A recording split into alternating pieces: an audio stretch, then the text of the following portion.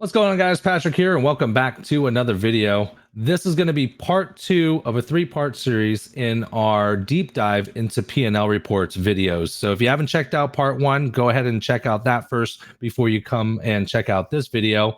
And quick reminder, if you guys have any questions or concerns or want to set up a consultation, I do video consultations. You guys can go over to drystringprep.com under services and book a consultation there. But with no further ado, let's go ahead and get into part 2 of 3 of the deep dive for the P&L reports purchases. And you notice that this number, the 726, the way that I do it, our actual purchases should be slightly shorter than that, because we're not just selling the high-end stuff. Sometimes, most of the time, we do the mid-grade stuff, and every now and then we do the low-end stuff. But it should slightly be lower than that. Now, when you read this, is that if your film cost that you've budgeted away within the P&L report is lower than your receipts for what you're actually paying for film, that tells you something right there. That's one of two things. It's either that you have massive waste, which means that your installer keeps messing up, has to replace the window, something like that, and they're just wasting too much film, either through mess ups or they're not nesting them correctly. If you're using a plotter, they're not nesting them correctly so that you can be efficient with film, or something. There's waste. And if that's not the case, then pretty much the only other thing that would be is that one of your installers is stealing film, right? Unfortunately, it's a reality that shop owners have to deal with, that you have installers that may not be as ethically inclined.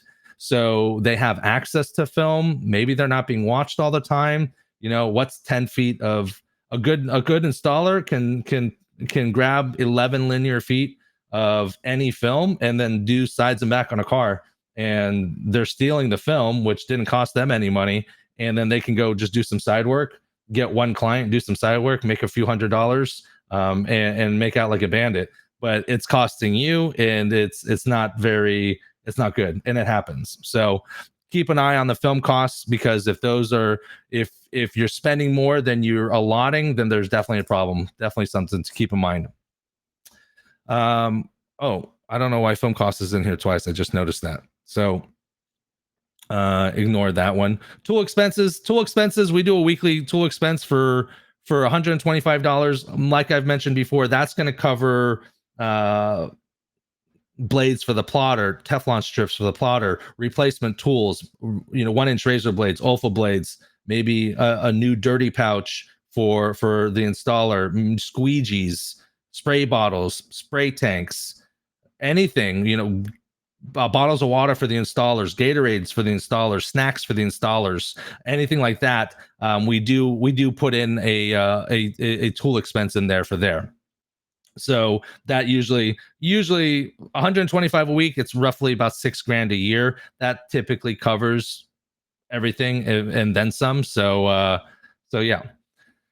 Next item here is ad spend. So how much are you spending on ads? Are you spending money on ads? If you're not spending money on ads, you can also think of this as marketing expenses. What are you doing for marketing? Are you setting up a booth and setting up a tent at like a farmer's market once a week?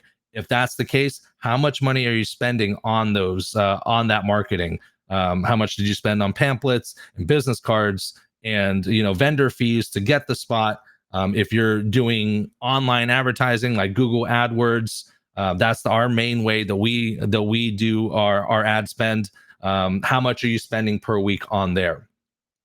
What is important about the ad spend is that that you can directly correlate how much money you're getting here. So if, for example, if we're going to take this to truth here, so I'm going to look at that we spent $500 on ad spend, and we made $4,500 on the total sales. So $500 divided by $4,500 is 11.11%. So 11% of all your sales is through ad spend. So for every $100 times, that's going to be $11. Yeah. So roughly, I think what that is, I have to double check it here, but you can basically, there's a correlation between how much money you're spending. If I'm spending $500, I'm getting $4,500. I'd say that's a good investment. That's a really, really good investment. I think on the automotive side, because there's more people looking for automotive, we do spend a little bit more on client acquisition because there's more automotive people and there's more people looking for automotive. So we do spend more money on that. I believe we're at like 15%, maybe 14%. But I know on the flat glass side, we're down in like the 9% maybe, where there's really good returns on flat glass side, but it's a completely different beast too. So why is this important? Because if you're getting a return on your ad spend, then and you want to be able to make more money, then there's a correlation between how much money you're spending versus how much money you're making. So for every $500, I'm making $4,500. So that is a 8, 9, a 1 to 9. Yeah. 500 divided by 4,500, or 4,500 divided by 5. Yeah, that's a 1 to 9 ratio. So theoretically, for every dollar you spend, you're going to make $9. Is that right? Yeah. 500 times 9. Yeah. Yeah. So, so the way I did that is I took my total revenue, which is $4,500, divide that by my total ad spend, which is $500, and I get 9. So that answer, whatever that answer is, it could be something completely different. Whatever that is, that's how many dollars you get back per dollar you spend. So for every dollar you spend, you get $9. So I spend $1, I get back $9, which means now obviously you got to take the $1 away that you spent, right? So you're actually profiting $8. So why is that important? If you need to make more money, then there should be a correlation in regards to how much you spend. So let's just say I wanted to change my total sales goal to, instead of 4,500 to 5,000, right? Now, if I divide that by 9, which is what my average return rate is, then I would have to increase my ad spend to $555. So you got to do a little bit of math. So there's that. So that's how you can to adjust certain things so that you can make more money if you need to make more money. There's also, you have to be very careful going into this just a little bit here.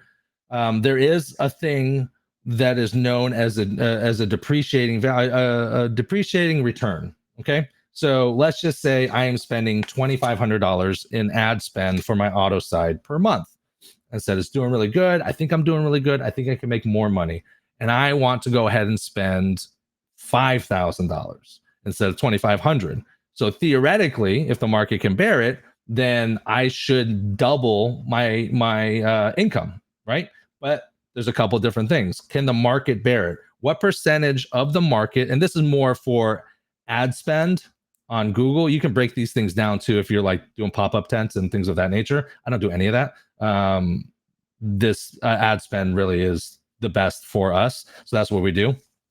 So within that 2,500, within the area that we're marketing, is it possible to double my money? Like how much of the market am I currently capturing with my current ad spend? And then can you make it bigger within that same demographic without having to like increase the radius of your ad area or things of that nature? If it can, then do. If it can't, then there is a possibility you can max out a certain area. So that would mean that you would either have to change your radius from like 10 miles to 12 miles, maybe 15 miles, and things of that nature. But yeah, if you live in a small town that doesn't have a lot of population, things like that, it makes it harder to scale and grow because there's just not a lot of people and there's only so much money to be had essentially. So some things to keep in mind in regards to ad spend, things of that nature. Next one, Chase's pay. Well, this is kind of Chase was my installer for my Port Richey location.